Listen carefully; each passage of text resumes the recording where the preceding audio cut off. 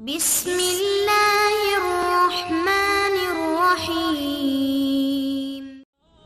اور اصل میں حضرت حسین کے قاتل وہ کوفی ہیں، وہ بزدل، وہ منافق جنہوں نے بیعت کر کے بیعت توڑی۔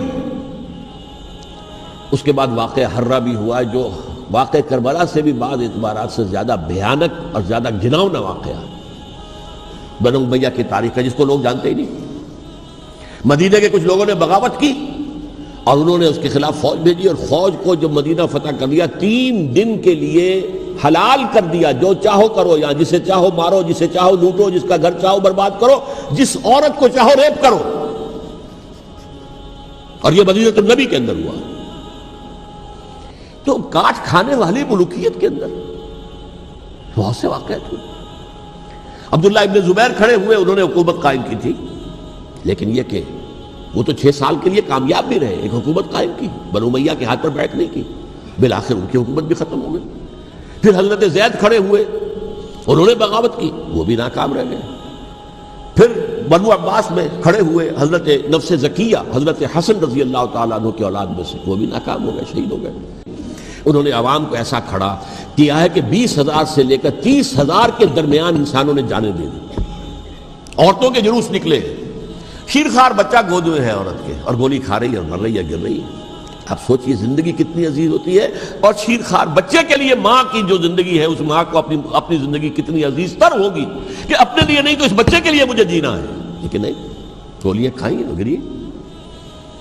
یہ جذبہ انہی میں ہے۔ واقعہ یہ ہے کہ اہل سنت کے اندر یہ جذبہ نہ ہونے کے برابر ہے۔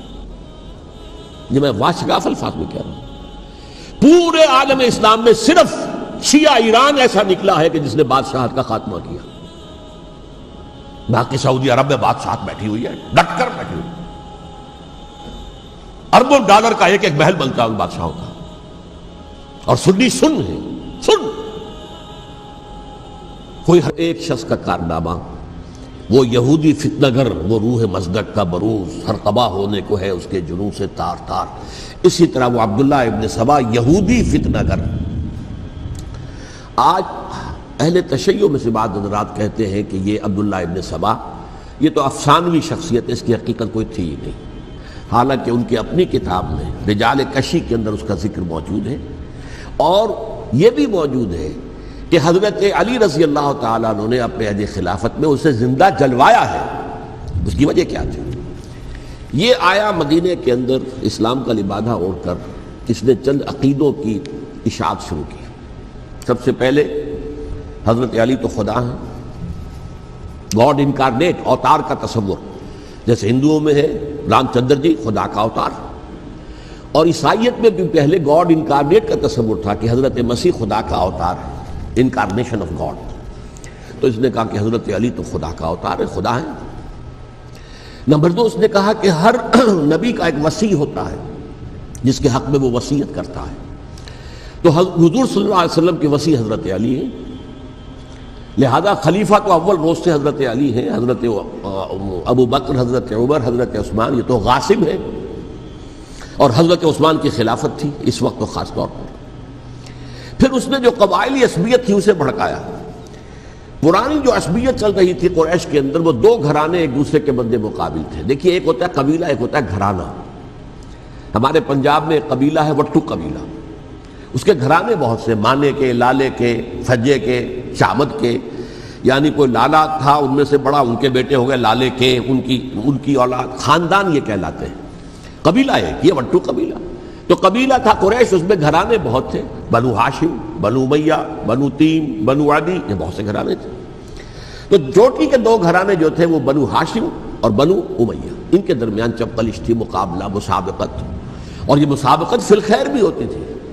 اگر انہوں نے غریبوں کو کھانے کھلائے ہیں تو ہم ان سے بڑھ کر کھلائیں گے، اگر وہ حاجیوں کی خدمت کرتے ہیں تو ہم ان سے بڑھ کر کریں گے۔ تو ان کے اندر یہ مسابقت فی الخیر بھی تھی، لیکن چپقلش تھی کہ کوئی ہم سے آگے نہ نکل جائے، وہ سمجھتا تھا وہ آگے نہ نکل جائے۔ پر اس شخص نے اس پرانی عصبیت کو تازہ کیا کہ حضور تو بنو ہاشم میں سے تھے، لہذا خلافت حق ہے بنو ہاشم کا، یہ غاصب ہے۔ اس سے پہلے 2 خلفاء جو تھے وہ نہ بنو ہاشم سے تھے نہ بنو امیہ سے تھے۔ حضرت ابو بکر بنو تیم میں سے تھے، چھوٹا قبیلہ تھا. حضرت عمر بنی عدی میں سے تھے، وہ بھی چھوٹا قبیلہ تھا.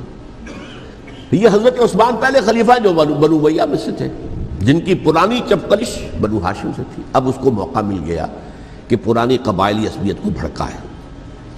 یہ ہے اصل میں اس فتنے کا پس منظر عبداللہ ابن سبا نے جو آ کر پھیلایا ہے.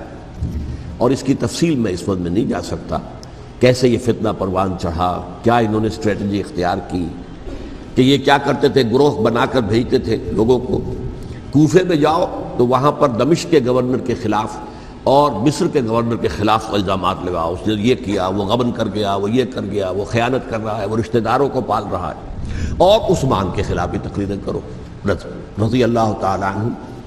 دمشق میں جاؤ تو کوفے کے گورنر کے خلاف، کیونکہ دمشق کے گورنر کے خلاف بات کرو گے تو لوگوں کو معلوم ہوگا کہ یہ جھوٹ بول رہے ہیں. لیکن یہ کہ وہاں تو تم بات کرو کوفے کے گورنر کے خلاف اور مصر کے گورنر کے خلاف اور حضرت عثمان کے خلاف. مصر میں جاؤ تو بات کرو کوفے کے اور شام کے گورنر کے خلاف اور حضرت عثمان کے خلاف. یہ انہوں نے ایسا اٹھایا. اور اس زمانے میں آپ کو معلوم ہے ذرائع رسل و رسائی تھے نہیں، نہ اس فتنے کی پتہ چل سکا جب تک کہ وہ فتنہ جو ہے پوری طرح برگ و بار لا کر تراور درخت نہیں بن گیا. اس کے نتیجے میں حضرت عثمان رضی اللہ تعالیٰ عنہ شہید ہوئے، اور خلیفہ پھر حضرت علی رضی اللہ تعالیٰ عنہ کو انہی سوائیوں نے، جنہوں نے گھیراؤ کیا تھا، جنہوں نے حضرت عثمان کو شہید کیا ہے، یہی حضرت علی رضی اللہ تعالیٰ عنہ کے ارد گرد ہو گئے. اور حضرت علی رضی اللہ تعالیٰ عنہ بھی نہیں چاہتے تھے خلافت کی بیعت لینا، لیکن آخر کیا کرتے؟ کیا وہ امت کو بغیر خلیفہ کے چھوڑ دیتے؟ حضرت زبیر سے کہا گیا، انہوں نے نہیں مانا، رد کر دی بات. حضرت طلحہ سے کہا گیا، انہوں نے نہیں مانا. حضرت علی سے کہا گیا، اب عشرہ مبشرہ میں سے یہی تو تھے نا، لہذا انہوں نے تسلیم کر لیا، خلافت ہو گئی. لیکن اس کے بعد جو خانہ جنگی ہوئی ہے، اس خانہ جنگی کے نتیجے میں نوٹ کر لیجئے کہ 1,00,000 کے قریب مسلمان ایک دوسرے کی تلواروں اور نیزوں اور برچھیوں اور تیروں سے ختم ہو گئے، ہلاک ہو گئے. یہ ہماری تاریخ کا تاریک ترین باب ہے. 5 سال، 4.5 سال حضرت علی کی خلافت کے اور 6 مہینے حضرت حسن کی خلافت کے رضی اللہ تعالیٰ عنہ. اس سے کیا ہوا کہ ایک طرف تو اسلام کی جو توسیع ہو رہی تھی، تھمتا نہ تھا کسی سے سیل رواں ہمارا، وہ سیلاب رک گیا. انٹرنل سیبوٹاج ہو گئی نا، اب تو اندر ہی آپس ہی میں اگر دست و گریبان ہو گئے تو باہر اب کیا توسیع کرتے ہیں. وہ توسیع کا عمل رک گیا. اور یوں سمجھیے کہ جیسے ٹرک اگر کبھی چل رہا ہو، بھرا ہوا ہو، لوڈڈ، اور وہ چڑھائی چڑھ رہا ہو، تو اگر کہیں موشن ٹوٹ جائے، ٹرک کو رکنا پڑے، تو ڈرائیور کے جان پر بن جاتی، اس لیے کہ اس کو دوبارہ سٹارٹ کرنا، اور جبکہ وہ چڑھائی پر ہے، انکلائن پر ہے، آسان کام نہیں ہوتا. خطرہ ہوتا ہے وہ پیچھے جو ہے وہ نہ جائے. اور پہاڑی علاقوں میں آپ کو معلوم ہے ذرا پیچھے چلے جانے کا مطلب جو ہے بہت خطرناک جو ہے نتیجہ نکل سکتا ہے. بہرحال حضرت علی رضی اللہ تعالیٰ عنہ نے اپنے خلافت میں ایک کام یہ کیا. اب اس کی کیا مصلحتیں تھیں یہ تو انہی کے علم میں ہوگا. ہم قیاس کر سکتے ہیں، میں اس میں نہیں جانا چاہتا. ابھی تک خلافت کا مرکز تھا مدینہ منورہ، حضرت ابوبکر، حضرت عمر، حضرت عثمان، وہیں جہاں حضور صلی اللہ علیہ وسلم رہے تھے اور جہاں پر کہ حضور مدفون تھے. لیکن حضرت علی نے اپنا مرکز جو ہے وہ کوفہ بنا دیا. اچھا، اس کی ایک ظاہری وجہ یہ سمجھ میں آتی ہے کہ اسلام کا جو پھیلاؤ ہو گیا تھا، وہ سلطنت اتنی وسیع ہو گئی تھی کہ مدینہ منورہ بہت جنوب میں اور بڑے صحرا کو عبور کر کے جانا ہوتا تھا. کوفہ جبکہ ایسی مقام پر تھا کہ جہاں سے مشرقی راستہ جا رہا ہے ایران کو، عراق کے اندر تو ہے وہ شہر کوفہ، اور پھر ایران اور خراسان اور ہندوستان کو راستہ جا رہا ہے. وہیں سے شمال کی طرف جا رہا ہے، شام کی طرف اور ترکی کی طرف، اور وہاں سے پھر یہ کہ مغربی افریقہ کو بھی کنٹرول کرنا، جو شمالی افریقہ کو بھی آسان تھا.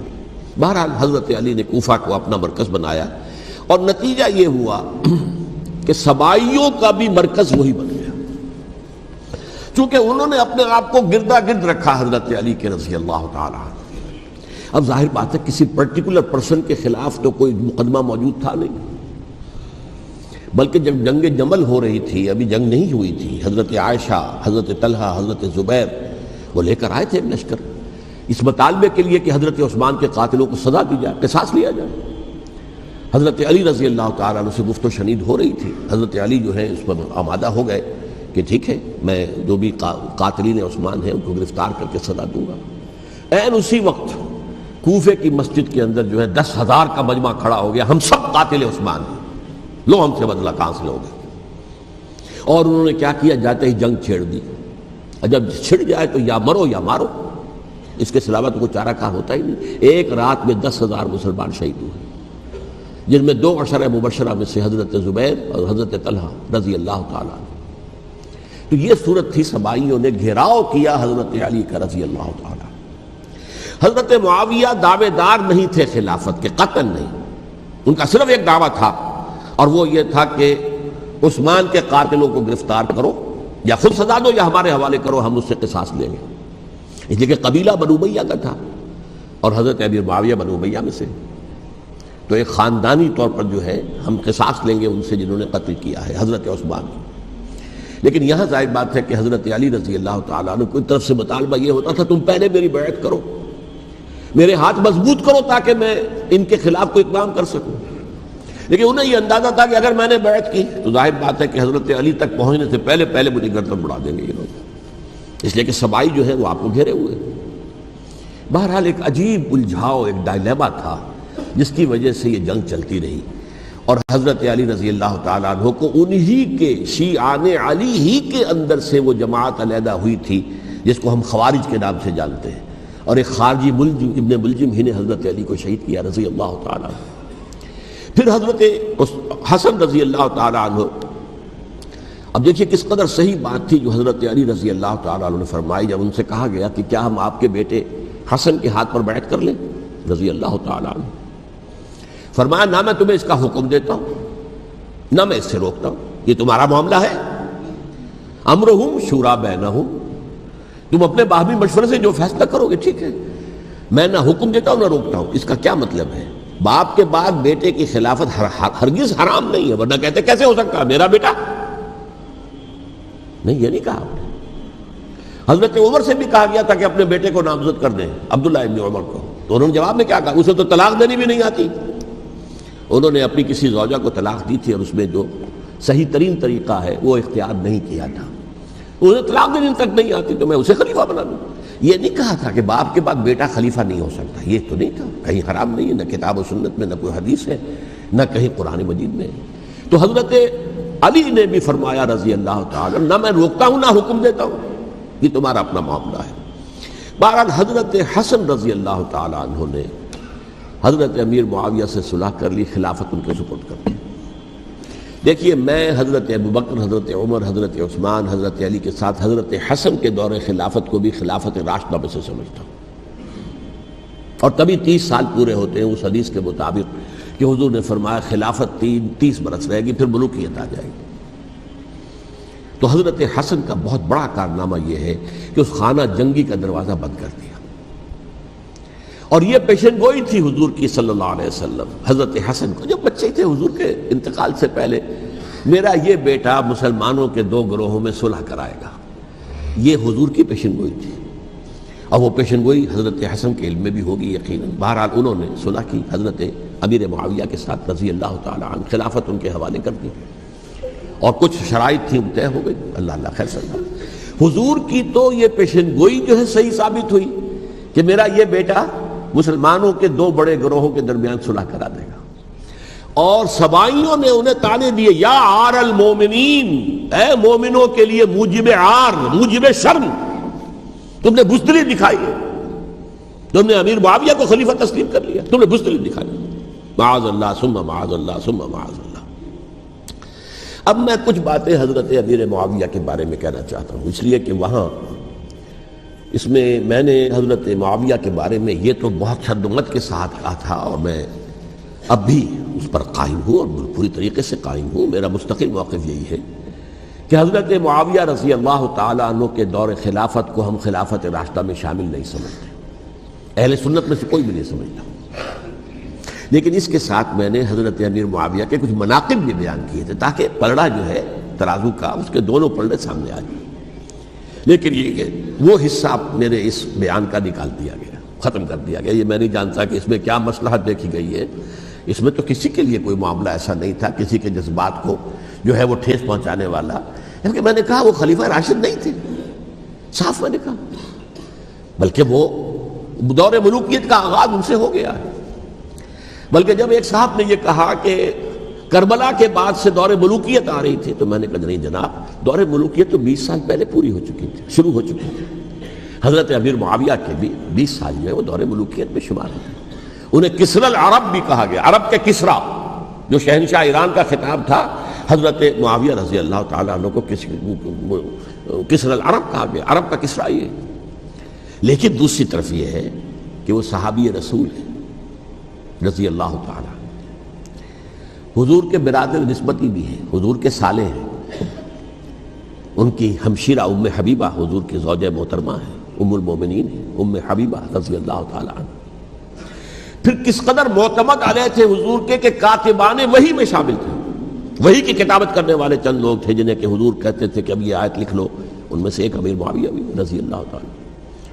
تو بڑے توازن کی ضرورت ہے۔ دیکھیے صحابہ کرام کا جہاں تک تعلق ہے، اہل سنت کا موقف یہ ہے کہ صحابہ کلہم عدول، صحابہ سب کے سب نیک نیت ہیں، اور ان کی روایت جو ہے قبول کی جائے گی، رد نہیں کی جائے گی، ان پر کوئی جرح و تعدیل نہیں ہوگی، اس لیے کہ ان کا تزکیہ محمد الرسول اللہ صلی اللہ علیہ وسلم نے کیا تھا۔ لہذا یہ تو ہو سکتا ہے کہ کسی صحابی سے کوئی خطا ہو جائے، لیکن وہ خطا اجتہادی ہوگی، نیت کی خطا نہیں ہوگی، نیت کی غلطی نہیں ہوگی۔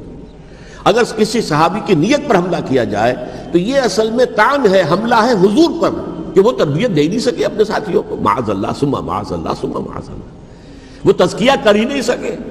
3 جگہ جو قرآن میں آیا ہے یتلو علیہم آیاتہ ویزکیہم، تو کیا تزکیہ کیا؟ اگر ان کے قریب ترین ساتھی جو تھے، اگر ان کے اندر بھی بدنیتی تھی اور دنیا کی طلب تھی اور دنیا کے اندر اقتدار حاصل کرنے کا جذبہ تھا، تو پھر کیا تزکیہ کیا؟ معاذ اللہ ثم معاذ اللہ۔ لہذا صحابہ سب کے سب عدول ہیں، اور ان سے اختلاف ممکن ہے، لیکن ان کی نیت پر حملہ نہیں ہو سکتا۔ تو حضرت امیر معاویہ کی شخصیت ایک چیز ہے، آپ کا دور خلافت دوسری چیز ہے۔ شخصیت کے اعتبار سے صحابی رسول ہیں، برادر نسبتی ہیں حضور کے صلی اللہ علیہ وسلم، اور پھر یہ کہ اس قدر معتمد علیہ ہے صحابہ میں سے کہ وہ کاتبان وحی، یہ عام آدمی کے کرنے کا کام نہیں تھا جو وحی کی کتابت کرے، اللہ کے کلام کی۔ البتہ یہ ہے کہ جیسا کہ میں نے عرض کیا، ان کا دور خلافت راشدہ نہیں ہے، وہ ملوکیت کا دور ہے۔ یہ میں نے جیسا کہ عرض کیا، میں نے ایک صاحب نے جب یہ کہا کہ ملوکیت شروع ہو رہی تھی، میں نے کہا شروع نہیں ہو رہی تھی، ملوکیت تو 20 سال پہلے شروع ہو چکی تھی۔ اسی طریقے سے ایک صاحب نے کہا تھا اسلام کو قائم کرنے کے لیے حضرت حسین میدان میں آئے، میں نے کہا یہ بھی غلط ہے، اسلام تو 60 سال پہلے قائم ہو چکا تھا، نبی اکرم صلی اللہ علیہ وسلم کے دست مبارک سے اسلام قائم ہو گیا، جاء الحق وزهق الباطل ان الباطل کان زہوقا، پھر 30 برس تک وہ کامل شکل کے اندر قائم رہا۔ تو اسلام جو ہے وہ جو ہے در حقیقت اب قائم کرنے والی بات نہیں تھی، البتہ اس کے اندر زوال شروع ہو گیا تھا، اس زوال کے عمل کو روکنے کے لیے حضرت حسین میدان میں آئے۔ یہ ایک چیز کو صحیح تاریخی پرسپیکٹو میں رکھنا، تو جس طرح سے دین کو قائم کرنے کے لیے دیکھیے قائم تو کیا محمد رسول اللہ صلی اللہ علیہ وسلم والذین معہ رضی اللہ تعالیٰ عنہ، انہوں نے کیا تھا۔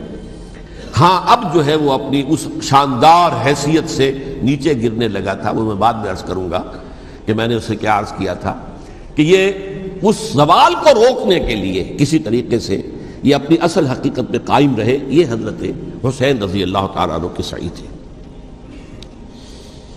اچھا، حضرت امیر معاویہ کے جو 20 سال ہیں وہ پورے امن، سکون، اطمینان، کوئی جھگڑا، کوئی فساد، کوئی اختلاف، کوئی باہمی فارغانی، کچھ 20 سال۔ یہ بھی تاریخ کی بڑی چشم کشا حقیقت ہے جو عام طور پر لوگوں کے علم میں نہیں ہے۔ سبائی بھی دبتے رہے، حضرت امیر معاویہ کی حکومت اتنی مضبوط تھی، کنٹرول، کہ ان کو کچھ سر اٹھانے کا موقع نہیں ملا۔ موجود تھے، دبکے رہے، جیسے کہ میں نے کہا ریولوشن کے آخری مرحلے پر آ کر جو مخالفین ہیں وہ دب جاتے ہیں کہ پھر دیکھیں گے موقع ملے گا تو پھر لیں گے ان سے حساب کتاب۔ 20 سال رہے ہیں پورے امن کے، 10 سال کے بعد یعنی درمیان میں ہے حضرت امیر معاویہ کا عہد خلافت۔ ایک صحابی جو کہ بزرگ صحابہ میں سے ہیں، مغیرہ ابن شعبہ رضی اللہ تعالی عنہ، وہ آتے ہیں اور وہ کہتے ہیں کہ دیکھیے امیر المومنین، کتنی بڑی خانہ جنگی رہی تھی مسلمانوں کی آپس میں، اور اب بھی اگر آپ کسی کو نامزد کیے بغیر چھوڑ گئے امت کو تو پھر خانہ جنگی ہو جائے۔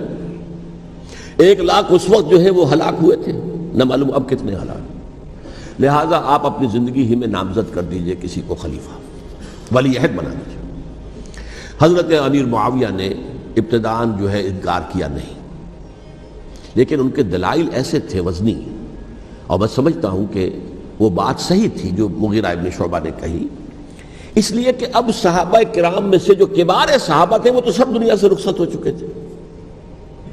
اب تو یا صغار صحابہ رہ گئے تھے جو حضور کے زمانے میں بچے تھے، حضرت حسن، حضرت حسین، عبداللہ ابن زبیر، یہ بچے تھے نا، یا تو وہ تھے، اور یا بالکل نو مسلم تھے، اور نو مسلموں میں بڑی تعداد وہ تھی جو ایرانیوں کی تھی، شامیوں کی تھی، ادھر کی تھی، تو ان کو تو ظاہر بات ہے کہ تربیت نبوی سے کیا خلافت راشدہ سے بھی اکثر و بیشتر کو کوئی حصہ ملا ہی نہیں۔ تو اس صورت میں اب وہ اعلیٰ ترین معیار پر حکومت کے نظام کو قائم کرنا ممکن نہیں ہے۔ کوئی قبائلی عصبیت جب تک حکومت کی پشت پر نہیں ہوگی، حکومت مستحکم نہیں ہوگی۔ یہ گویا کہ ایک جس کو کہتے ہیں کہ حقیقت بینی، واقعیت پسندی، ایک آئیڈیلزم ہے اور ایک ریئلزم ہے کہ آپ فیکٹس آن دی گراؤنڈ کو غور کریں، سوچیں اس کے اوپر اور پھر کوئی فیصلہ کریں۔ اس اعتبار سے پھر حضرت امیر معاویہ نے بات مان لی اور بیعت لے لی لوگوں سے حضرت یزید کے لیے کہ یہ خلیفہ ہوں گے میرے بعد، اس کو ولی عہدی کہتے ہیں۔ اچھا، اس وقت 5 افراد ایسے تھے کہ جنہوں نے اس سے اختلاف کیا، یہ بات بہت اہم ہے۔ میرا کتاب کیا ہے سانحہ کربلا، اس کے کچھ نسخے آج یہاں ہوں گے، آپ لوگ پڑھیے اسے غور سے اور پھیلائیے تاکہ حقیقت سامنے آئے۔ 5 افراد کون تھے جو ہونے چاہیے؟ ابو بکر فوت ہو گئے، ان کے بیٹے عبد الرحمن ابن ابی بکر۔ عمر فوت ہو گئے، ان کے بیٹے عبداللہ ابن عمر۔ عباس فوت ہو گئے، ان کے بیٹے عبداللہ ابن عباس۔ زبیر فوت ہو گئے، ان کے بیٹے عبداللہ ابن زبیر۔ اور حضرت حسن سے جو ہے ان کا انتقال ہو چکا تھا، حضرت علی کے بیٹے حضرت حسین رضی اللہ تعالیٰ عنہ مجمعین۔ حضرت حسن کے بارے میں ایک فریق کا کہنا یہ ہے کہ انہیں زہر دے کر ہلاک کیا گیا، اہل تشیع کا قول یہ ہے، جبکہ اہل سنت کہتے ہیں کہ نہیں، وہ اپنی جو بھی طبی موت تھی اس سے ان کی وفات۔ لیکن میں اس میں نہیں جانا چاہتا، اس لیے کہ یہ مائکرو ہسٹری جو ہے نا، وہ تو ایک ایک واقعے کے لیے ادھر کی روایات کیا، ادھر کی کیا ہیں، ان کے پاس کیا دلائل، یہ تو کسی ریسرچ اسکالر کا موضوع ہے، میرا موضوع نہیں ہے۔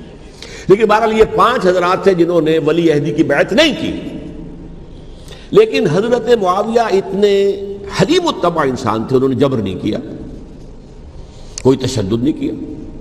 ٹھیک ہے، ولی عہدی کی بیعت نہیں کر رہے، کوئی بات نہیں، میری بیعت تو کی ہوئی ہے نا، ابھی تو میں زندہ ہوں، بات ختم ہو گئی، میری بیعت کو تو نہیں توڑا انہوں نے، فسخ بیعت نہیں کی۔ اس اعتبار سے انہوں نے نہ کوئی تشدد کیا، نہ جبر کیا، نہ کوئی مواخذہ کیا۔ لیکن جب امیر معاویہ کا انتقال ہو گیا، اب ولی عہدی کی بجائے وہ اب خلافت کی بیعت ہوئی، سب لوگوں نے بیعت کر لی۔ ان 5 میں سے ایک فوت ہو چکے تھے، حضرت عبد الرحمن ابن ابی بکر فوت ہو چکے رضی اللہ تعالی۔ 4 تھے، ان 4 میں ایک اختلاف ہوا۔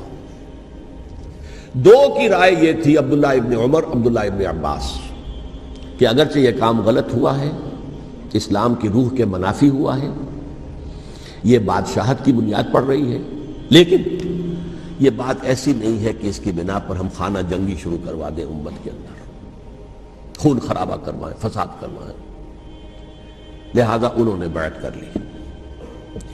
اب کوئی اگر یہ کہے معاذ اللہ کہ وہ بک گئے تھے یزید کے ہاتھ میں، معاذ اللہ ثم معاذ اللہ، وہی بات آپ اختلاف کر سکتے ہیں کہ انہیں نہیں کرنی چاہیے تھی، یہ کوئی رائے رکھے، مجھے اختلاف نہیں، لیکن ان کی نیت پر حملہ کریں گے تو حملہ محمد رسول اللہ پر ہوگا صلی اللہ علیہ وسلم۔ عبداللہ ابن عمر کون ہیں؟ کتنی حدیثیں ان سے جو ہے وہ منقول ہیں۔ عبداللہ ابن عباس کون ہیں؟ جنہیں حضور نے جو ہے جن کے لیے دعا کی تھی، اے اللہ فقہہ فی الدین وعلمہ التاویل، اے اللہ اس نوجوان کو دین کا فہم عطا کر اور قرآن کی تعویل اور تفسیر کا علم عطا کر، حبر الامہ کہلاتے ہیں۔ وہ کہیں پیسوں اور ٹکوں کے عوض بک جانے والے نہیں تھے، انہوں نے امت کی مصلحت دیکھی، نیت جو ہے اس پر حملہ نہ کیجئے، البتہ اختلاف کا حق آپ کو حاصل ہے۔ 2 حضرات جو ہے ڈٹے رہے کہ نہیں، ہمیں کم وٹ میں ریزسٹ کرنا ہے۔ عبداللہ ابن زبیر عمر کے اعتبار سے وہ بڑے ہیں، مسلمانوں میں سب سے پہلے ولادت مدینے میں جا کر جو ہوئی ہے وہ عبداللہ ابن زبیر کی ہوئی ہے، ہجرت کر کے جب مہاجرین وہاں پہنچے کچھ عرصے تک کسی کے ہاں کوئی اولاد نہیں ہوئی تو لوگوں نے تانے دینے شروع کر دیے کہ معلوم ہوتا ہے کہ یہاں آ کر یہ مکے کے رہنے والے جو ہے کمزور ہو گئے ہیں، ان کی ہاں اولاد ہی نہیں ہو رہی۔ پھر عبداللہ ابن زبیر کی ولادت ہوئی ہے، یہ حضرت ابو بکر کے نواسے ہیں، حضور کی زوجہ محترمہ حضرت عائشہ کی بہن حضرت دیکھیے ابھی نام نکل گیا ہے جی، حضرت اسماء رضی اللہ تعالی عنہا عنہما، یہ ان کے صاحبزادے ہیں، حضرت زبیر کے بیٹے۔ ان کا فیصلہ ہوا کہ ہمیں رجسٹ کرنا ہے کم وقت میں، ایٹ اینی کاسٹ۔ حضرت حسین ابن علی رضی اللہ تعالی عنہما کا بھی فیصلہ ہوا کہ ہمیں رجسٹ کرنا ہے کم وقت میں۔ البتہ ان میں بھی ایک اختلاف ہو گیا، یعنی یہ دو تو جڑے رہے، ان دو میں اختلاف ہو گیا۔ عبداللہ ابن زبیر کا کہنا یہ تھا کہ ہمیں حجاز میں رہنا چاہیے، یہ سرزمین ہے جس میں نبوت کی برکات سب سے زیادہ ہیں، یہاں ہم مضبوط قلعے کے اندر ہیں، ہمیں یہاں سے جو ہے رجسٹ کرنا چاہیے اور ختم کرنا چاہیے اس نظام کے اندر جو خرابی آ گئی ہے اس کو۔ حضرت حسین رضی اللہ تعالیٰ عنہ کے پاس خطوط کا تانتا بنا ہوا تھا، کوفے سے لوگ خط لکھ رہے تھے، آئیے آئیے آئیے، ہم آپ کے ہاتھ پر بیعت کریں گے، ہم آپ کے ہاتھ پر بیعت کریں گے، ہم آپ کے ہاتھ پر بیعت کریں گے۔ یہی وہ کوفہ جو حضرت علی کا دارالخلافہ رہا تھا اور جو پھر سبائیت کا گڑھ بن گیا تھا۔ چنانچہ حضرت حسین نے حضرت مسلم بن عقیل کو بھیجا وہاں پر کہ میرے نمائندے کی حیثیت سے جا کر وہاں پر بیعت لو۔ 10-12 ہزار افراد نے بیعت کر لی، لیکن اس کے بعد یزید کی طرف سے گورنر بنا کے بھیجا گیا ابن زیاد کو۔ ابن زیاد نے آ کر جو تشدد کیا اور سختی کی تو سب کے سب بیعت توڑ کر اور سب منحرف ہو گئے۔ مخلصین تو وہ تھے نہیں، الکوفی لایوفی، کوفی جو ہے وہ تو کوئی وعدہ وفا کرنے والا ہوتا ہی نہیں، بیعت توڑ دی۔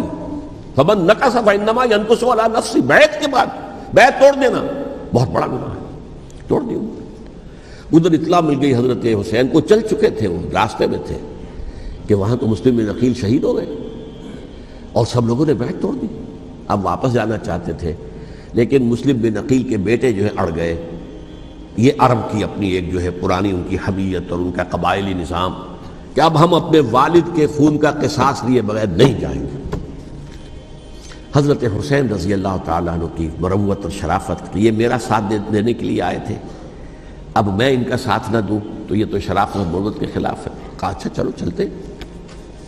وہاں جا کر بھی عین اپنے میدان کے اندر بھی حضرت حسین رضی اللہ تعالیٰ عنہ نے 3 چیزیں پیش کی ان کوفیوں کے لشکر کے خلاف۔ سب سے بڑا لشکر کے اندر سب سے بڑے تو کوفی تھے جنہوں نے بیعتیں کی ہوئی تھی حضرت حسین کے ساتھ۔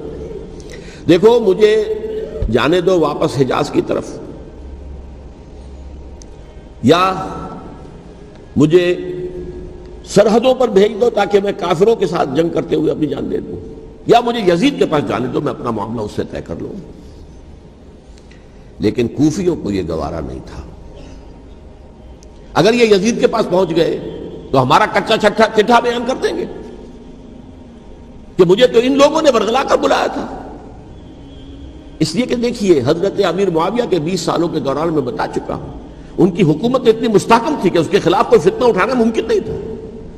اب چونکہ ایک چینج اوور ہوا تھا، اور چینج اوور میں آپ کو معلوم ہوتا ہے کہ ایک جس کو کہتے ہیں every thing is in the melting پاٹ، ابھی تو یہ درمیان کے اندر معاملہ ہے، تو انہیں موقع ملا، سر اٹھایا حضرت حسین رضی اللہ تعالیٰ عنہ کو، جو خطوط لکھے جس کے کہ تھیلے کے تھیلے اور بوریوں کی بوریاں بھری ہوئی حضرت حسین کے ساتھ تھی، وہ کہا کہ آئیے ہم آپ سے بیعت کریں گے۔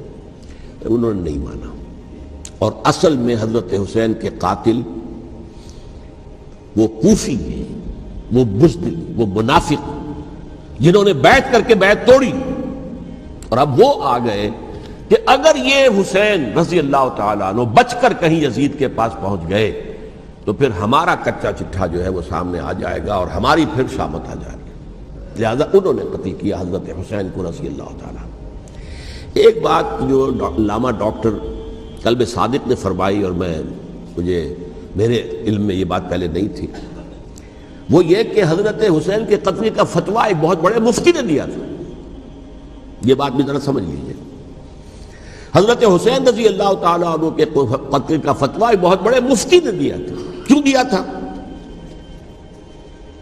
اس لیے کہ حضور کی احادیث موجود ہیں کہ جب ایک شخص کی ایک خلیفہ کی بیعت ہو جائے تو دوسرا اگر کھڑا ہو تو اسے قتل کر دو۔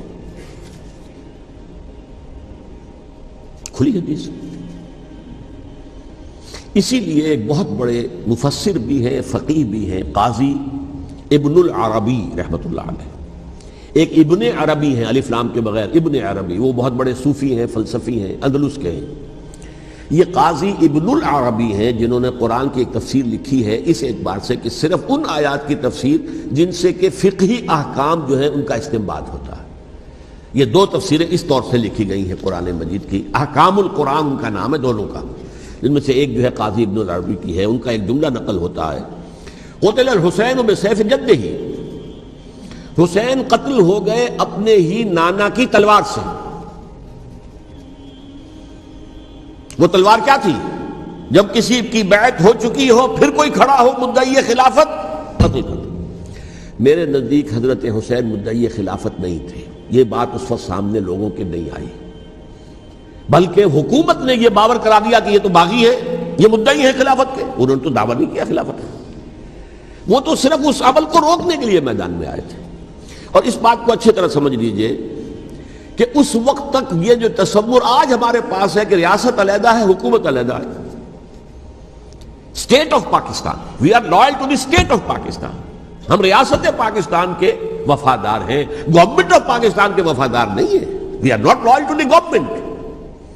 گورنمنٹ تو کبھی بے نظیر کی تھی، ہم اس کے خلاف تحریک چلا رہے تھے، یا کبھی کسی اور کی تھی اس کے خلاف تحریک چل رہی ہے، یا کبھی ضیاء الحق کی تھی اس کے خلاف تحریک چل رہی ہے.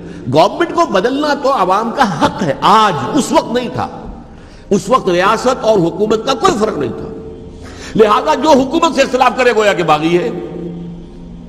یہ ہے اصل میں وہ پیچیدہ مسئلہ کہ کیوں کسی مفتی نے فتویٰ دے دیا. اس لیے کہ اس وقت تک ریاست اور حکومت کا فرق واضح نہیں تھا دنیا پر. یہ تو ابھی کوئی 100-150 سال کی بات ہے کہ آج ہمارا جو پولیٹیکل سائنس کا ایولیوشن ہوا ہے وہ اس اسٹیج تک پہنچ گیا ہے کہ اسٹیٹ علیحدہ ہے، حکومت علیحدہ ہے. حکومت تو اسٹیٹ کے 3 آرگنز میں سے ایک آرگن ہے. ایڈمنسٹریشن حکومت کی ہے، جوڈیشری ہے اور لیجسلیچر ہے. 3 آرگنز ہیں بڑے بڑے، ان میں سے ایک ہے. تو حکومت کو بدلنا تو عوام کا حق ہے، چاہے وہ ووٹ کے ذریعے بدلے چاہے ایجیٹیشن. اگر پرامن ایجیٹیشن ہے اس سے حکومت کو بدلنے کا حق حاصل ہے دستوری طور پر ہر اعتبار سے. اس وقت یہ نہیں تھا. لہذا صورتحال یہ بن گئی کہ حکومت وقت نے باور کرا دیا مسلمانوں کو. ورنہ سوچئے نواسۂ رسول کو قتل کرنا کوئی آسان کام تھا؟ آخر سب کلمہ گو تھے کہ نہیں تھے؟ کلمہ گو تو تھے نا، اور حضور سے عقیدت و محبت میں کمی. لیکن یہ کہ فتویٰ اگر ایک بہت بڑے مفتی کا، جو کہ حضرت علامہ ڈاکٹر قلب ساقط صادق صاحب نے فرمایا، مجھے اس مفتی کا نام بھی معلوم نہیں، کہ ایک مفتی ہی کا فتویٰ تھا وہ، جس کے بنا پر اب ان لوگوں نے حضرت حسین کو قتل کیا. اور یہی وجہ ہے کہ انہوں نے پھر خیموں کو بھی آگ لگا دی. وائی حالانکہ دیکھیے اگر دشمنی کا انتقام ہوتا تو حضرت علی بن حسین جو بیمار تھے، جو بعد میں زین العابدین رحمۃ اللہ علیہ کے نام سے پھر یہ اہل تشیع کے چوتھے امام معصوم ہیں، حضرت علی، حضرت حسن، حضرت حسین اور پھر حضرت علی بن حسین زین العابدین رحمۃ اللہ علیہ، کیا ان کو بھی قتل کر دیتے؟ حضرت حسین کی نسل ہی ختم ہو جاتی. لیکن نہیں کیا. آگ کیوں لگائی؟ آگ اس لیے لگائی کہ وہ جو ڈاکومنٹری پروف ہے ہماری غداری کا یزید کے خلاف حضرت حسین کو جو ہم نے دعوت دی، وہ جو ڈاکومنٹری پروف خطوط کی شکل میں موجود ہے وہ ختم ہو جائے، ڈسٹرائے ہو جائے. اس کے لیے انہوں نے خیموں میں آگ لگائی. بہرحال یہ ہے تاریخی پس منظر. یہ اسی سبائی فتنے کا تسلسل ہے جس نے سب سے پہلے حضرت عثمان کی جان لی رضی اللہ تعالیٰ عنہ. 5 سال تک مسلمانوں میں خانہ جنگی رکھی، حضرت علی کو پھر شہید کیا، اور اس کے بعد جو ہے 20 سال حضرت امیر معاویہ کے تو سر نہیں اٹھا سکے. لیکن پھر جب ایک چینج اوور ہو رہا تھا تو اس وقت انہوں نے موقع غنیمت سمجھا کہ اب کھڑے ہو جاؤ اور اب دوبارہ ایک فتنہ جو ہے اس کو امت کے اندر پیدا کر دو. اچھا، اس معاملے میں ایک بات جو میں نے وہاں کہی کہ ہمارے ہاں شاعرانہ جو مبالغہ آمیزی ہے، یہ میری گفتگو کا حصہ انہوں نے حذف کر دیا ہے. اور میں نے ایک سنی شاعر، بہت بڑے عالم، جن کے حوالے سے آج بھی میری تقریر ہوگی خالق دینہ ہال میں، مولانا محمد علی جوہر کے ایک شعر کے حوالے سے کہا کہ قتل حسین اصل میں مرگ یزید ہے، اسلام زندہ ہوتا ہے ہر کربلا کے بعد. میں نے کہا بالکل محمل شعر ہے. اسلام مرا ہی نہیں تھا، زندہ ہونے کا کیا سوال؟ اور اگر کسی درجے میں مزمحل یا زخمی ہوا تھا تو وہ تو رہا، کربلا کے بعد بھی رہا، یزید کی حکومت بھی رہی، بنو امیہ کی حکومت بھی چلی، کوئی تبدیلی تو نہیں آئی۔ یہ کیا کہہ رہے ہیں؟ اسلام زندہ ہوتا ہے کربلا کے بعد؟ میں نے کہا اسلام مرا نہیں تھا۔ جیسے میں نے یہ کہا کہ ملوکیت جو ہے وہ اب شروع نہیں ہوئی، ملوکیت تو 20 برس پہلے شروع ہو چکی تھی حضرت امیر معاویہ کے، لیکن ظاہر بات ہے کہ حضرت حسن نے، حضرت حسین نے اس کو قبول کیا، اور حضرت حسین نے تو پھر 10 سال تک ولی عہدی جو تھی چاہے بیعت نہیں کی لیکن اس کے خلاف میدان میں آ کر چیلنج تو نہیں کیا۔ اس اعتبار سے یہ معاملہ جو ہے اسلام زندہ ہوتا ہے کربلا کے بعد، یہ بے تکی بات ہے۔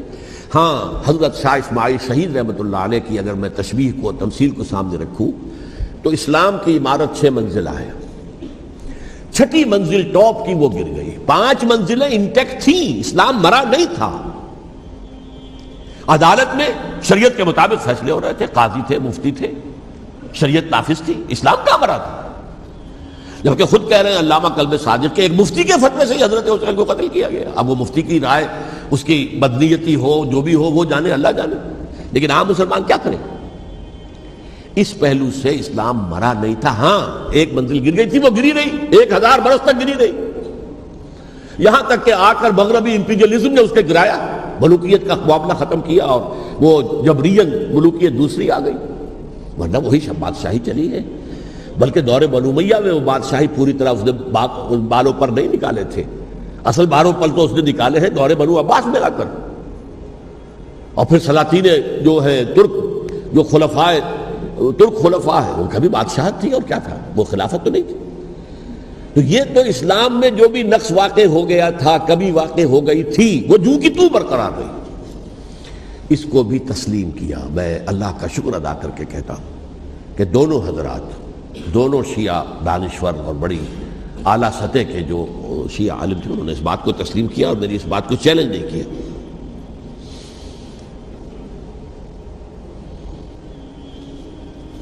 اصل میں تیسری بات میں نے یہ کہی کہ دیکھیے حضرت حسین رضی اللہ تعالی عنہ کی اس شہادت کے بعد، اس کے بعد واقعہ ہرہ بھی ہوا، جو واقع کربلا سے بھی بعض اعتبارات سے زیادہ بھیانک اور زیادہ گھناؤنا واقعہ بنو امیہ کی تاریخ ہے، جس کو لوگ جانتے ہی نہیں۔ مدینہ کے کچھ لوگوں نے بغاوت کی اور انہوں نے اس کے خلاف فوج بھیجی، اور فوج کو جب مدینہ فتح کر لیا، 3 دن کے لیے حلال کر دیا، جو چاہو کرو، یہاں جسے چاہو مارو، جسے چاہو لوٹو، جس کا گھر چاہو برباد کرو، جس عورت کو چاہو ریپ کرو، اور یہ مدینہ النبی کے اندر ہوا ہے۔ تو کاٹ کھانے والی ملوکیت کے اندر بہت سے واقعات ہوئے۔ عبداللہ ابن زبیر کھڑے ہوئے، انہوں نے حکومت قائم کی تھی، لیکن یہ کہ وہ تو 6 سال کے لیے کامیاب بھی رہے، ایک حکومت قائم کی، بنو امیہ کے ہاتھ پر بیعت نہیں کی، بالآخر ان کی حکومت بھی ختم ہو گئی۔ پھر حضرت زید کھڑے ہوئے، انہوں نے بغاوت کی، وہ بھی ناکام رہ گئے۔ پھر بنو عباس میں کھڑے ہوئے حضرت نفس زکیہ، حضرت حسن رضی اللہ تعالیٰ عنہ کے اولاد میں سے، وہ بھی ناکام ہو گئے، شہید ہو گئے۔ پھر یہ سمجھ لیا گیا کہ اب یہ جہاں تک 6ٹھی منزل ہے وہ تو دوبارہ تعمیر نہیں ہو سکتی، یہ تو جس کی لاٹھی اس کی بھینس، جس کے پاس طاقت ہوگی اس کی حکومت ہوگی، جس کا قبیلہ زیادہ قوی ہوگا، جس قبیلے میں زیادہ عصبیت ہوگی، مضبوط ہوگا، متحد ہوگا، طاقتور ہوگا، اسی کی حکومت ہوگی۔ البتہ اس کے نیچے لوگوں کے اخلاق کی اصلاح کرو۔ صوفیاء کرام نے وہ کام اپنے ذمے لیا، اور بالکل وہی کام ہے کہ جو ائمہ اہل بیت کرتے رہے۔ حضرت حسن کی اولاد میں پھر حضرت علی بن حسین رضی اللہ تعالی، حضرت حسین کی اولاد میں پھر امام محمد باقر، امام محمد جعفر صادق، اور اس کے بعد بھی 5 اور، کسی نے بغاوت نہیں کی۔ جیسے علماء کرام کام کر رہے تھے اور جیسے صوفیاء کرام کام کر رہے تھے، ایسے ہی وہ مسلمانوں کی علمی تربیت، روحانی تربیت و تزکیہ کر رہے تھے، کسی نے حکومت کو چیلنج نہیں کیا۔ نوٹ کر لیجیے اس بات کو۔ حضرت علی نے بھی چیلنج نہیں کیا تھا، حضرت حسن نے چیلنج نہیں کیا، خود صلح کر لی۔ تو ائمہ اہل بیت جو 12 یہ گنتے ہیں، جن میں سے آخری جو ہے حضرت مہدی کو تو ابھی ظاہر ہونا ہے، ان کے عقیدے کے مطابق وہ روح پوش ہیں، وہ ظاہر ہوں گے، لیکن 11 حضرات کے بارے میں یہ کہ حضرت حسین کے سوا کسی نے بھی چیلنج نہیں کیا وقت کے نظام، اور حضرت حسین نے بھی اس مغالطے پر کیا کہ کوفی ساتھ دیں گے، اور یہ موقع ہے کہ یہ جو چھٹی منزل اسلام کی گر گئی ہے اسے دوبارہ تعمیر کر دیا جائے۔ انہوں نے خلافت کا دعویٰ نہیں کیا تھا، یہ انہیں عوام کو مغالطے میں مبتلا کیا گیا کہ یہ خلافت کا مدعی ہو کر سامنے آیا۔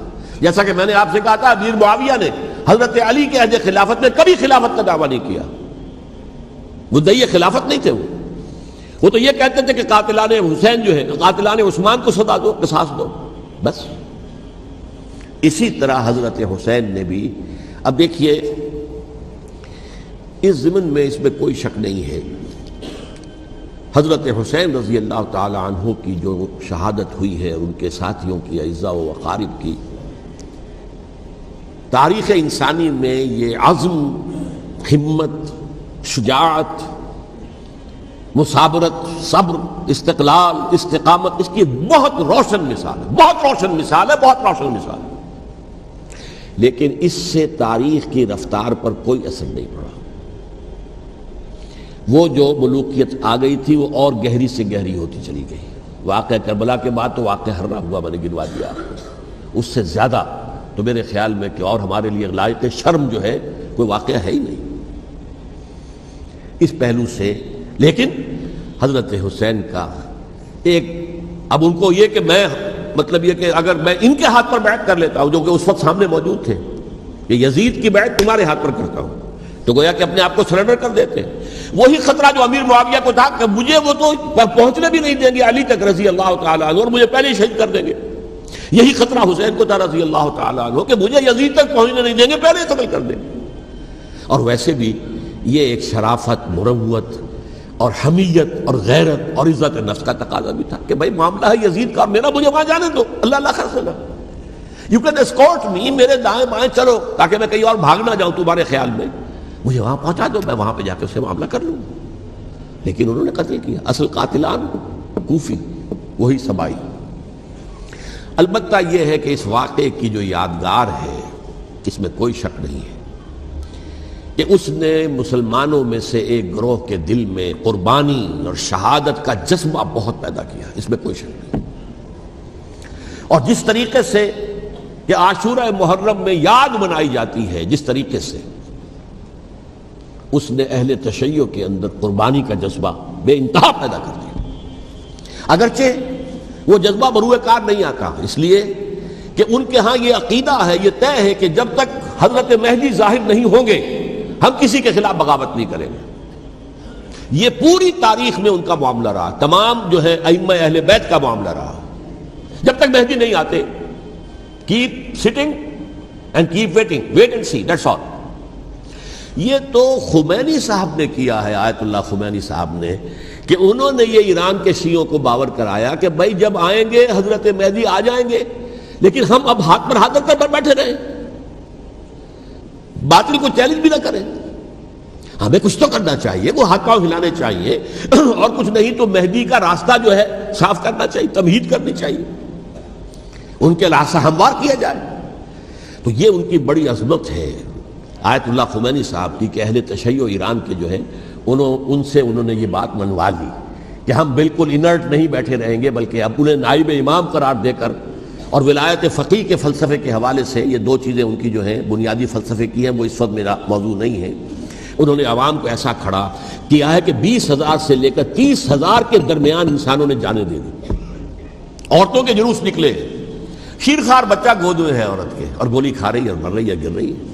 آپ سوچئے زندگی کتنی عزیز ہوتی ہے، اور شیرخوار بچے کے لیے ماں کی جو زندگی ہے، اس ماں کو اپنی زندگی کتنی عزیز تر ہوگی کہ اپنے لیے نہیں تو اس بچے کے لیے مجھے جینا ہے، لیکن نہیں، گولیاں کھائیں گری۔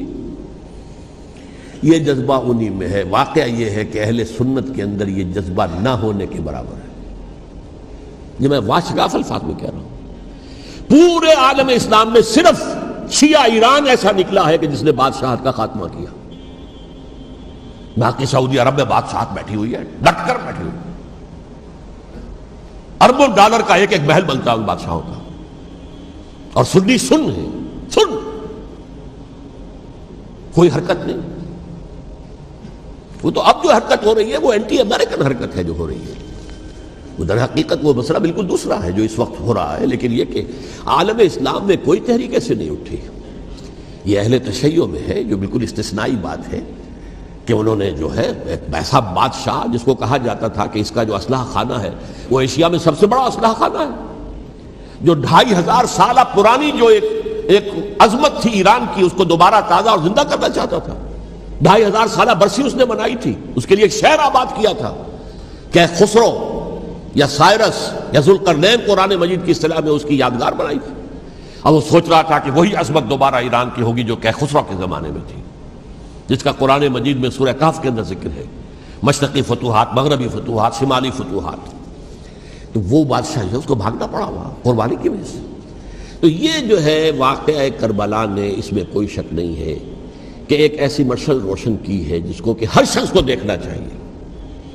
یہ بھی انسان، جیسے کہ اقبال نے ایک شعر کہا تھا غالب کے لیے، فکر انسان پر تیری ہستی سے یہ روشن ہوا ہے، پرے برغ تخیل کی رسائی تاک ہو جا. تو فکر انسان پر حضرت حسین کی قربانی سے یہ واضح ہوا ہے کہ انسان کس حد تک جا سکتا ہے قربانی دینے کے لیے اپنے کسی مقصد کے لیے. مقصد ان کا جو تھا، میں نے اسی لیے آیت پڑھی تھی، معاذ اللہ ثم معاذ اللہ. میں ایک آخری بات جو کہہ رہا ہوں وہ نوٹ کر لیجئے.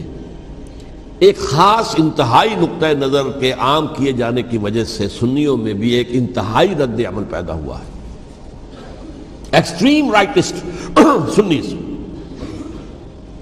اگر ایک طرف سے حملہ کیا گیا ہے حضرت عثمان کی نیت پر، ان کو خیانت کا الزام لگایا گیا، ان پر اقربا پروری کا الزام لگایا گیا، حضرت ابو موسیٰ شریف پر خیانت اور غداری کا الزام لگایا گیا. یہ ساری چیزیں اگر صحابہ کرام کے اوپر ہوئی ہیں، امیر معاویہ پر، امیر اور عمرو بن العاص پر، تو جواب میں کچھ لوگ کھڑے ہو گئے. حضرت علی وہ اقتدار کے طالب تھے، معاذ اللہ ثم معاذ اللہ ثم معاذ اللہ. یہ اہل سنت کا موقف نہیں ہے. حضرت حسین اقتدار کے طالب تھے، ہرگز نہیں، ہرگز نہیں، ہرگز نہیں. وہی اصول جو میں نے بتایا تھا سب کے لیے لاگو رہے گا. وہ امیر معاویہ کے لیے ہے تو حضرت علی کے لیے بھی ہے، حضرت حسین کے لیے بھی ہے. کہ نیک نیت ہے، آپ ان کی کسی رائے سے اختلاف کر سکتے ہیں لیکن ان کی نیت پر حملہ نہیں کریں گے. نیت پر حملہ کریں گے آپ کا ایمان بالرسالت جو ہے وہ مجروح ہو جاتا ہے. یہ رسول کے ساتھ بھی ہے. رسول نے ان کا تزکیہ کیا، یتلو علیہم آیاتہ ویزکیہم، اس کا سارا عمل محمد کا کیا ہوا ہے صلی اللہ علیہ وسلم. تو صحابی کے معاملے میں یہ ہمارے ہاں ان کو اہل سنت جو ہیں جو معتدل مزاج کے، اور اکثریت ان کی، یہ تو چند لوگ ہیں ذرا قلم چلا لیتے ہیں تو ان کی بہت سی کچھ چھوٹی چھوٹی کتابیں بھی شائع ہو گئی ہیں بہت، لیکن انہیں اہل سنت نے قرار دیا ناسبی یا خارجی. جیسے خوارج نے کہا تھا حضرت علی بھی کافر ہیں اور حضرت امیر معاویہ بھی کافر ہیں، حضرت عمرو بن العاص بھی کافر ہیں، معاذ اللہ ثم معاذ اللہ. ایسے ہی کچھ لوگ حضرت حسین پر بھی الزام لگاتے ہیں کہ اقتدار کی ہوس اور طلب کے اندر انہوں نے یہ سارا سفر کیا تھا، اور بس یہ ہے کہ وہ جو بازی تھی وہ ہار گئے. اللہ اللہ خیر صلی اللہ، اس سے آگے کیا ہے معاملہ؟ نہیں، معاذ اللہ ثم معاذ اللہ. اسی لیے میں نے آیت آج جو پڑھی تھی ایک اور جو بہت بظاہر آپ کو معلوم ہوئی ہوگی، غیر متعلق ہے میرے آج کے عنوان سے، تلک الدار الآخرۃ نجعلھا للذین لا یریدون علوا فی الارض ولا فسادا. یہ سورہ قصص کے آخری آیات میں سے. دیکھو یہ آخرت کا گھر جو ہے وہ ہم خاص کر دیں گے ان لوگوں کے لیے جو اس زمین میں اپنے اقتدار کے طالب نہیں ہوتے. زمین میں اقتدار کے طالب ہوگے فساد ہو جائے گا. تم بھی طالب، میں بھی طالب، جھگڑا ہوگا، لڑائی ہوگی، دنگا ہوگا، فساد ہوگا. تلک الدار الآخرۃ نجعلھا للذین لا یریدون علوا فی الارض ولا فسادا. جو لوگ زمین میں اپنے اقتدار کے طالب اور اس کے نتیجے میں فساد پیدا کرنے والے نہیں ہیں، ان کے لیے ہم نے آخرت کا گھر خاص کیا ہے. والعاقبۃ للمتقین، اور عاقبت جو ہے، انجام کار، آخرت جو ہے وہ تو متقیوں کے لیے ہے. اسی میں آئیں گے سب صحابہ کرام، خواہ وہ حضرت علی ہیں رضی اللہ تعالیٰ عنہ، اور خواہ وہ حضرت امیر معاویہ ہیں، حضرت عثمان ہیں رضی اللہ تعالیٰ عنہما، خواہ حضرت حسن ہیں، حضرت حسین ہیں رضی اللہ تعالیٰ عنہما، خواہ عبداللہ ابن زبیر ہیں، خواہ عبداللہ ابن عباس ہیں، خواہ عبداللہ ابن عمر ہیں رضی اللہ تعالیٰ عنہم اجمعین. اس اصول کو سامنے رکھ کر اختلاف آپ کر سکتے ہیں کسی سے بھی، لیکن کسی کی نیت پر حملہ کریں گے تو اصل میں آپ کا ایمان بالرسالت مجروح ہو جائے گا. علی کو نبی اکرم صلی اللہ علیہ وسلم نے اپنا نائب بنا کر چھوڑا تھا جب غزوہ تبوک میں جا رہے تھے مدینے میں. حضرت علی نے کہا بھی کہ مجھے آپ عورتوں کے ساتھ بٹھا کے جا رہے ہیں؟ فرمایا تمہارا مقام میرے ساتھ وہی ہے جو موسیٰ کے ساتھ ہارون کا تھا. ہارون کو چھوڑ کر گئے تھے نا یہودیوں کے پاس جب گئے تھے تورات لینے کے لیے، تو تمہارا وہی مقام ہے میرے ساتھ. تو یہ حضرت علی ہے رضی اللہ، ان کے بارے میں میرا ان کی کیا عظمت میری نگاہ میں. تو یہ 3 کتابچے ہیں، مجھے نہیں معلوم تیسرا یہاں ہے یا نہیں ہے، بہرحال آپ لوگوں کو ریکمینڈ کر رہا ہوں کہ ان کا مطالعہ کریں. اب یہ کہ آخری بات یہ کہ اصل ہمارے کرنے کا کام کیا ہے. دیکھیے کیوں نہیں کیا کسی نے بھی خروج کا معاملہ، وہ میں واضح کر چکا ہوں. بغاوت نہیں کی، کیوں؟ ایک تو ریاست اور حکومت میں فرق نہیں تھا. ذرا کھڑا ہو اور وہ باغی قرار پائیں گے، واجب القتل ہو جائیں گے، فتوے کی زد میں آ جائیں گے. یہ معاملہ تھا. اور دوسرے یہ کہ عمارت پوری گری نہیں تھی، ایک منزل گری تھی نا. آج ہم کہاں کھڑے ہیں؟ پوری عمارت گری ہوئی ہے. نہ شرعی عدالتیں ہیں، نہ شرعی فیصلے ہیں، نہ احکام الہی نافذ ہیں، نہ حدود اور قصاص کے معاملات، کچھ بھی نہیں. ہمارا فرض کیا ہے؟ حضرت حسین کی مدح کرتے رہیے، تعریف کرتے رہیے، صحابہ کرام کی مدح کرتے رہیے، مدح صحابہ، اس کے لیے مجلسیں قائم ہو رہی. بھائی کر کیا رہے ہو؟ تھے تو آبا وہ تمہارے ہی، مگر تم کیا ہو؟ ہاتھ پر ہاتھ دھرے منتظر فردا ہو. تلک امت قد خلت لہا ما کسبت ولکم ما کسبتم. وہ تو ایک امت تھی جو چلی گئی، اللہ کے ہاں پہنچ گئے. جو کچھ انہوں نے کمایا وہ ان کے لیے، تمہارے لیے نہیں ہے. تمہارے لیے وہ ہوگا جو تم کماؤ گے. ہمارے لیے راستہ اب یہی ہے کہ خلافت راشدہ کے مکمل نظام کو اثر نو قائم کرنے کے لیے منہج انقلاب نبوی کو اختیار کریں. میری کتاب اس پر، کیسٹس اس پر، آڈیو کیسٹس، ویڈیو کیسٹس، سی ڈیز، نہ معلوم ڈی وی ڈی، سب کچھ موجود. سیرت النبی پر تو میں عرض کر چکا ہوں. فلسفہ سیرت النبی سمجھنا ہے تو میری کتاب پڑھیے، ورنہ سیرت النبی آپ پڑھ لیں گے، واقعات معلوم ہو جائیں گے، فلسفہ سیرت سامنے نہیں آئے. اس کا آپ مطالعہ کریں گے میری کتاب سے. اور دوسرے یہ کہ یہ خلافت قائم کرنے کے لیے جو جد و جہد ہم کر رہے ہیں، تحریک خلافت پاکستان جس کا میں داعی ہوں ادنا سا، وہ تنظیم نہیں ہے، میں اس کا امیر نہیں، وہ ایک تحریک ہے. جیسے تحریک پاکستان کہلاتی تھی جس کی تنظیم تھی مسلم لیگ، پارٹی کا نام مسلم لیگ تھا، لیکن تحریک پاکستان. اس طرح تحریک خلافت پاکستان وہ ہم نے چلائی ہے تنظیم اسلامی کے تحت. یہ خلافت جب پہلی چلی تھی آج سے 84 سال قبل، نومبر 1921 میں خالد دینا ہال میں وہ مقدمہ چلا تھا، جس کے نتیجے میں بڑے بڑے جو لیڈر تھے ہمارے، مولانا محمد علی جوہر اور مولانا حسین مدنی اور مولانا ابوالکلام آزاد، ان سب کو 2 سال کی قید کی سزا سنائی گئی تھی. بغاوت، مقدمہ بغاوت، یہ خالد دینا ہال. اسی میں سن 91 یا 92 میں نے 3 دن تقریریں کی تھیں، جن میں آج سے پھر میں 3 تقریریں کرنے والا ہوں. ایک آج شام کو، ایک کل شام کو رات 9 بجے، آج بھی کل بھی، ایک پرسوں اتوار کی صبح کو 10 بجے ہے کیا 11 بجے. تو ان میں آپ حضرات شرکت فرمائیں تاکہ اصل جو ہمارے کرنے کا کام ہے، تاریخ کو بھی سمجھنا چاہیے، تاریخ کے عوامل کیا ہیں، کیا پس پردہ عوامل کار فرما تھے، کیا کسی شے کی اصل حقیقت ہے، وہ سمجھنا چاہیے. لیکن یہ ہے کہ اس اعتبار سے میں نے جب یہ لفظ استعمال کیا تھا اس مذاکرے میں، لپ سروس، کہ یہ ہم صرف لپ سروس کرتے رہے، مدح کے بیان کرتے رہے، منقبت بیان کرتے رہے، حضور کی نعتیں کہتے رہے، اس سے تو بات نہیں بنے گی جب تک کہ وہ فرض منصبی شہادت علی الناس کا جو ہمارے ذمے ہے بحیثیت امت محمد صلی اللہ علیہ وسلم اس کو ادا نہ کرے. مجھے خوشی ہے کہ اس کی بھی تائید دونوں حضرات نے کی. ہاں یہ لپ سروس کا معاملہ ہے. اللہ تعالی حضرت حسین کے نقش قدم پر چلتے ہوئے، بلکہ اصل میں تو ہمارے لیے اسوہ رسول ہے محمد صلی اللہ علیہ وسلم کا، اس پر چلتے ہوئے ہم پاکستان میں اسلام کا نظام خلافت قائم کرنے کی جد و جہد کریں. اقول قولی ھذا واستغفر اللہ لی ولکم ولسائر المسلمین والمسلمات.